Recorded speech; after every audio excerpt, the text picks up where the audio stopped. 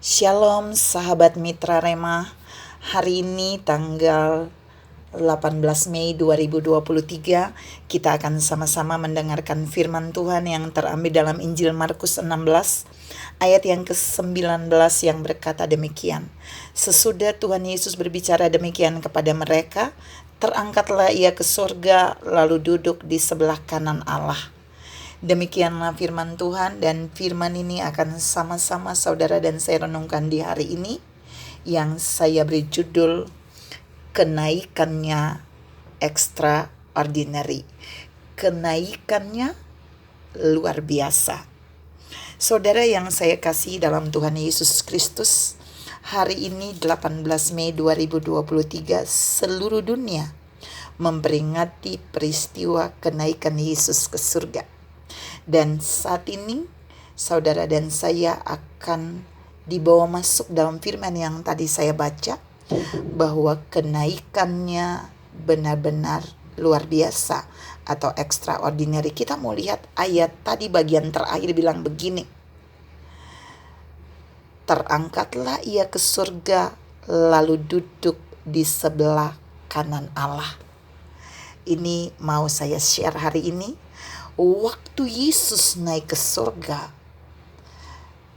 Markus menulis dia duduk di sebelah kanan Allah Bapa. Untuk apa?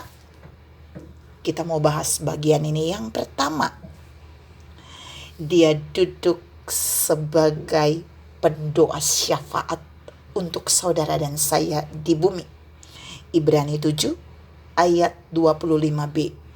Jadi waktu Yesus naik ke surga, kenaikannya ini benar-benar extraordinary karena dia menempatkan posisi di sebelah kanan Allah Bapa sebagai pengantara untuk saudara dan saya, sebagai pendoa syafaat.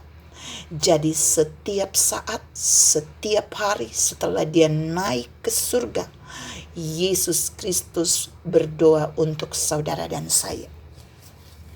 Itu berarti kita tidak perlu takut karena ada pribadi yang extraordinary, yang luar biasa, yang duduk di sebelah kanan Bapa, yang terus-menerus berdoa untuk saudara dan saya.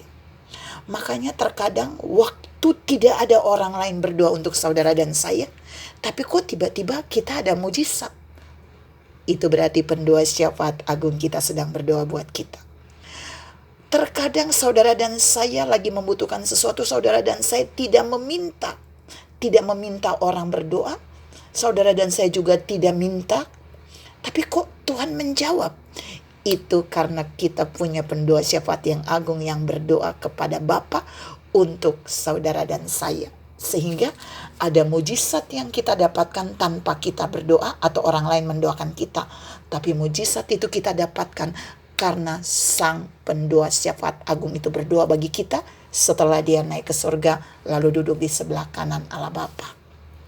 Yang kedua dia duduk di kanan Allah Bapa waktu dia naik ke surga supaya doa saudara dan saya yang dinaikkan dari bumi ke surga melalui Yesus itu sampai dengan selamat kepada Bapa. Saya ulangi, supaya setiap doa kita yang kita naikkan dari bumi ke surga, jaraknya jauh banget ya, tapi jika kita naikkannya melalui namanya, maka doa kita pasti dijawab. Yohanes 15 ayat 16. Kalau tadi dia sebagai pendoa syafaat di dalam Ibrani 7 ayat 25b. Kalau dia sebagai mediator supaya doa kita sampai kepada Bapa dan dijawab Bapa. Yohanes 15 ayat 16 bagian B berkata, supaya apa saja yang kamu minta kepada Bapa dalam namaku, nama Yesus, maka itu pasti akan diberi, kita pasti akan menerimanya. Jadi dia benar-benar menjadi jaminan ketika dia duduk di sebelah kanan Bapa, supaya doa saudara dan saya sampai kepada Bapa melalui dia, dan doa saudara dan saya dijawab oleh Bapa melalui dia.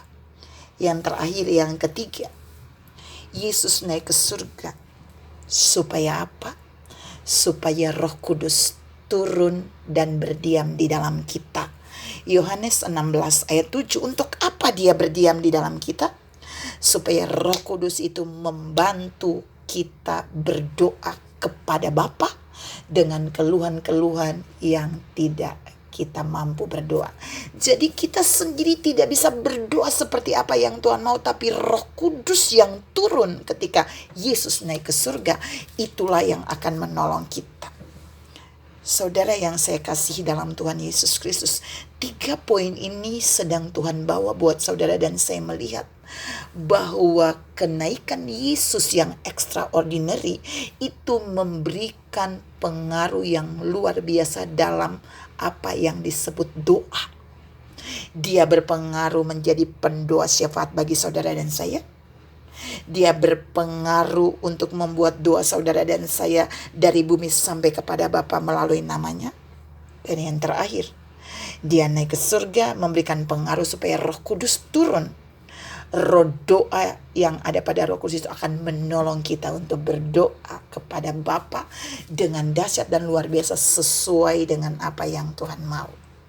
Mari dalam peristiwa peringatan kenaikan Tuhan Yesus hari ini, saudara dan saya mulai bangkit dan mulai bergerak, menyadari bahwa di dalam kita ada Roh Kudus yang memiliki roh doa yang memampukan saudara dan saya untuk berdoa.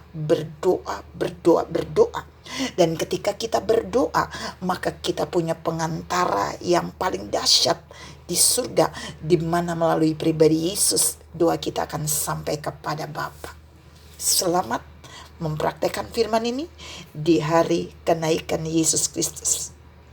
Salam mengalami dampak yang extraordinary dari kenaikannya ke surga dalam doa-doa kita. Tuhan memberkati saudara berlimpah. Amin.